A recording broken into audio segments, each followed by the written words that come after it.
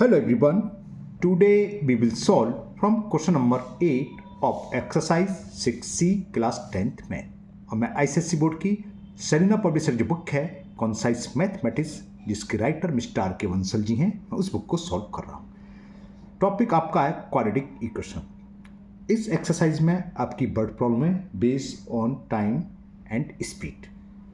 इससे पहले हमने जितनी वीडियो बनाई है उन सब का लिंक आपको नीचे डिस्क्रिप्शन बॉक्स में दे दिया है। अगर इससे पहले आपको किसी क्वेश्चन में कोई डाउट हो तो आप नीचे डिस्कस बॉक्स में जाकर उस वीडियो को लिंक को क्लिक करके वो वीडियो देख सकते हैं। चलिए स्टार्ट करते हैं क्वेश्चन नंबर 8। क्वेश्चन 8 है a man bot an article for ₹X and sold it for ₹16। If is loss was X%, तो find the cost price of the article. तो हमें कॉस्ट प्राइस पर X रुपीज़ में कर रहा है, खरीद रहा है, और X% लॉस पर 16 रुपीज़ में वो सोल्ड कर रहा है। तो उस आर्टिकल की कॉस्ट प्राइस क्या है ये फाइंड करना है। कैसे होगा बताते हैं। तो यहां पर कॉस्ट प्राइस ऑफ आर्टिकल दे रखी है हमें ₹X, और सेलिंग प्राइस ऑफ आर्टिकल वो दे रखा है इसमें 16 rupees and sold it for ₹16। और लॉस परसेंट दे रखा है कितने परसेंट लॉस पे, वो दे रखा है X% लॉस पर। तो X% लॉस निकाल लो। कैसे निकालेंगे? X का X%। तो X% लॉस हो गया, कॉस्ट प्राइस X है, उसका X%, तो X इंटू X/100। ये फॉर्मूला होता है सीधा X% ऑफ Y। कैसे निकालते हैं हम? X इंटू Y/100 करके। तो x का X% निकालना, तो x इंटू एक्स वाई की जगह y है, x की जगह x है, कुछ भी मान लो X% ऑफ y। तो X% ही है, x की जगह x है और y की जगह x है। तो ये हो गया फॉर्मूला, है ना। तो ये कितना हो गया? X² ₹100 का लॉस हो गया। अब सेलिंग प्राइस का फॉर्मूला क्या होता है? Cost price minus loss equal to होता है सेलिंग प्राइस। कॉस्ट प्राइस कितना है x, लॉस कितना है X² यानी कि x minus X² equal to selling price, और सेलिंग प्राइस हमें दे रखा है 16। सॉल्व कर ले रहे हैं 100 एलसीएम। तो x का 100 का x मल्टीप्लाई करेंगे, 100x minus X² equal to 16। तो ये कितना होगा? ये 100x minus X² is equal 100 का 16 में करा तो 1600। लेफ्ट की तरफ, लेफ्ट से राइट में देंगे तो X² को लेफ्ट से राइट में लेंगे प्लस का X², 100x इधर जाएगा तो माइनस के 100x, और राइट हैंड साइड में ऑलरेडी 1600 है, इक्वल में क्या रह गया? 0। ओके, अब 1600 के ऐसे दो फैक्टर करने हैं जिसका सम माइनस के 100 आए और मल्टीपल आ जाए 1600। वो मेरे को मिलना है 80 एंड 20। 80 इंटू 20 1600 माइनस 80 या माइनस 20 माइनस के 100 होंगे। तो क्या हो जाएगा? इस 100 की जगह लिखिए minus 80x minus 20x plus 1600 equal to 0। अब दोनों में x ले लिया कॉमन, तो x minus 80 minus 20 common, x minus 80 is equal to 100।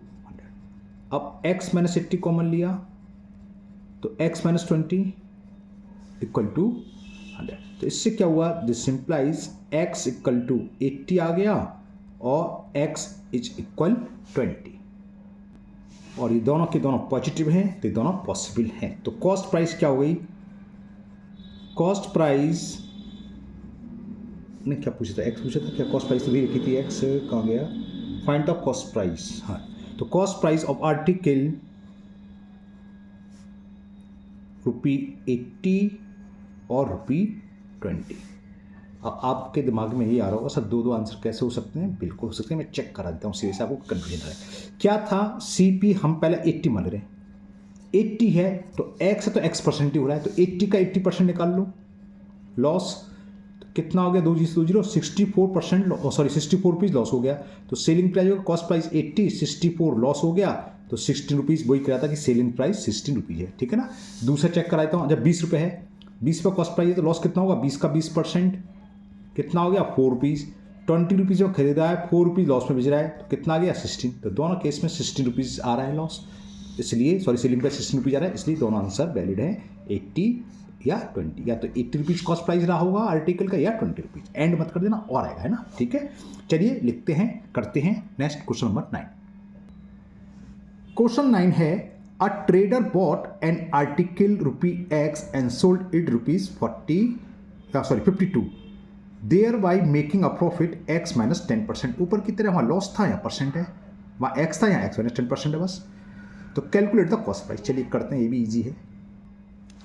Same ऊपर के CP का मतलब कॉस्ट प्राइस है, cost price of article bought कर रहा है, यानी कि कॉस्ट प्राइस है वो दे रखा है मैं ₹X, बाद में इसकी वैल्यू निकालनी है X की, और सेलिंग प्राइस दे रखा है सोल्ड इन ₹42। तो सेलिंग प्राइस ऑफ आर्टिकल वो हमें दे रखा है ₹52, और इसमें प्रॉफिट दे रखा है परसेंटेज में। प्रॉफिट कितना परसेंट है, प्रॉफिट या गेन एक ही बात होती है, वो है X माइनस 10%, X माइनस 10%। तो पहले प्रॉफिट निकालो, X का X माइनस 10%, अभी ऊपर निकाली था, लॉस निकाला था, अब प्रॉफिट निकालना है। तो कुल प्रॉफिट हुआ कितना, प्रॉफिट है X का X माइनस 10%, तो वह X इंटू X माइनस 10/100, ये इतने रुपये प्रॉफिट हो गया। इसको थोड़ा सॉल्व कर दें, X का अंदर मल्टीपल कर दें तो ये आएगा x² माइनस 10x/100 प्रॉफिट हो गया। प्रॉफिट के केस पर सेलिंग प्राइस का फॉर्मूला क्या होता है, CP cost price plus profit, ये इक्वल होता है सेलिंग प्राइस। ऊपर लॉस था तो कॉस्ट प्राइस माइनस हमने लॉस लिखा था, सेलिंग प्राइस प्रॉफिट होता, ये होता है ना।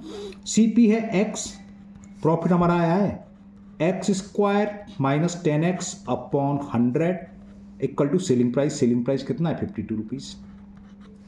ओके, तो ये मैंने दोबारा से उतार लिया ये। अब इसमें क्या होगा, 100 LCM आ जाएगा, तो 100 का x में मल्टीपल करेंगे तो 100x, और ये सेम आ जाएगा, 100 से 100 करेंगे तो 1 का मल्टीपल करेंगे तो x² माइनस 10x रहेगा इक्वल 52।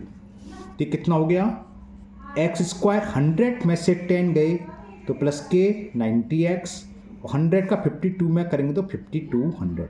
5200 को राइट से लेफ्ट लाएंगे तो माइनस का हो जाएगा, x² plus 90x minus 5200 is equal 0।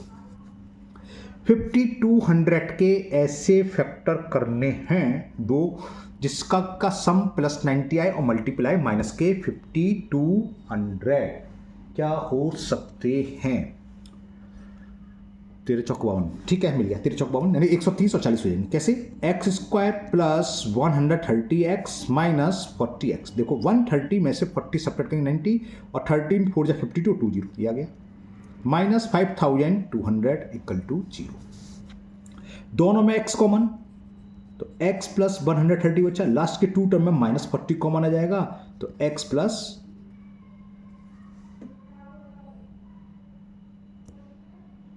130।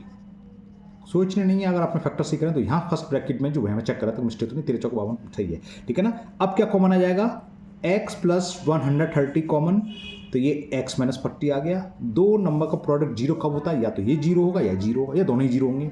तो वही दिस सिंप्लाइज, इससे x की वैल्यू कितनी हो गई, माइनस 130।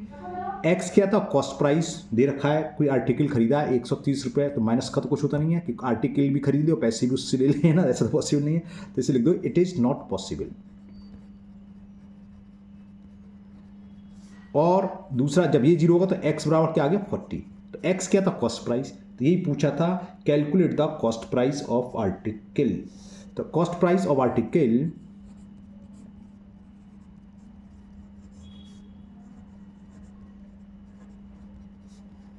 ₹40 रुपीज आ गया। ओके, तो ये क्वेश्चन कंप्लीट हुआ। चलिए करते हैं last question of this exercise, question number 10। क्या क्वेश्चन पहले दिखाते थे फिर इसको करेंगे। क्वेश्चन 10 है, by selling a chair for ₹75, यानी कि सेलिंग प्राइस दे रखा है SP 75 rupees. Mohan gain as much % as its cost. किस तरीके का सवाल हो गया, क्वेश्चन नंबर 8 की तरह का।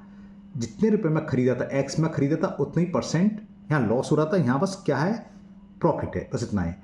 तो हम मान लेंगे कॉस्ट प्राइस x है तो प्रॉफिट परसेंट भी x% है, तो x प्लस x% बराबर 75 लिख देंगे, आंसर निकलेगा। छोटा सा क्वेश्चन था, ठीक है ना, करते हैं। तो सबसे पहले तो मैंने एज्यूम कर लिया, least cost price of a chair chair है ना, हाँ चेयर, रुपी एक्स। अब इसको सोल्ड 75 रुपीज़ में, तो सेलिंग प्राइस ऑफ चेयर ये हमें गिवन है 75 rupees. Mohan gained as much percent as its cost, कितना परसेंट गेन हो रहा है, जितनी इसकी कॉस्ट है वो एक्स है। तो गेन क्या होगा, गेन हो गया एक्स परसेंट, गेन या प्रॉफिट मतलब एक ही चीज़, तो गेन हो गया हमारा एक्स परसेंट, यानी कि वही एक्स का एक्स परसेंट गेन निकालने। तो टोटल गेन कितना हुआ, गेन हमारा हुआ ऐसे, चलो एक साथ लिख दे रहा हूँ, एक्स परसेंट ऑफ एक्स, मैंने ऊपर सब डायरेक्ट कहा था, इस बार पूरे डिटेल में कर दे रहा हूँ, लास्ट क्वेश्चन है इसलिए।